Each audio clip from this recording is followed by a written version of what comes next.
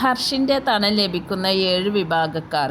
അബൂ ഹുറൈറ റളിയല്ലാഹു അൻഹു പറയുന്നു, നബി സ്വല്ലല്ലാഹു അലൈഹി വസല്ലമ തങ്ങൾ പറഞ്ഞു, അള്ളാഹുവിൻ്റെ തണൽ അല്ലാതെ മറ്റൊരു തണൽ ഇല്ലാത്ത ദിനത്തിലെ 7 ആളുകൾക്ക് അള്ളാഹു തണൽ നൽകും. അതിൽ 1 ഇമാമുൽ ആദിൽ, നീതിമാനായ ഭരണാധികാരി. 2 വശാബുൻ നശഉ ഫീ ഇബാദത്തുല്ലാഹി അസ്സ വജല്ല, അള്ളാഹുവിൻ്റെ ആരാധനയിലായി വളർന്ന യുവാവ്. 3 വറജുലുൻ ഖൽബുഹു മുഅല്ലഖുൻ ബിൽ മസാജിദ്, പള്ളിയുമായി മുഴുവൻ സമയം ബന്ധപ്പെടാൻ ഖൽബുള്ള വ്യക്തി. 4 വറജുലാനി തഹാബ ഫില്ലാഹി ഇജ്തമഅ അലൈഹി വതആറക അലൈഹി, അള്ളാഹുവിൻ്റെ തൃപ്തിയിൽ പരസ്പരം സ്നേഹിക്കുകയും പരസ്പരം കണ്ടുമുട്ടുകയും പിരിയുകയും ചെയ്ത 2 വ്യക്തികൾ.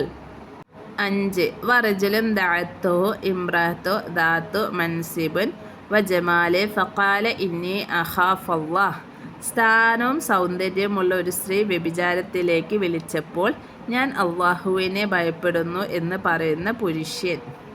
6 വറജുലുൻ തസദ്ദഖ ബിസദഖത്തി ഫഅഖ്ഫാഹ ഹത്താ ലാ തഅല്ലം ഷിമാലുഹു മാ തുൻഫിഖു യമീനുഹു, വലത് കൈ ചിലവാക്കുന്നത് ഇടത് കൈ അറിയാത്ത രൂപത്തിൽ സ്വതക്ക ചെയ്ത മനുഷ്യൻ.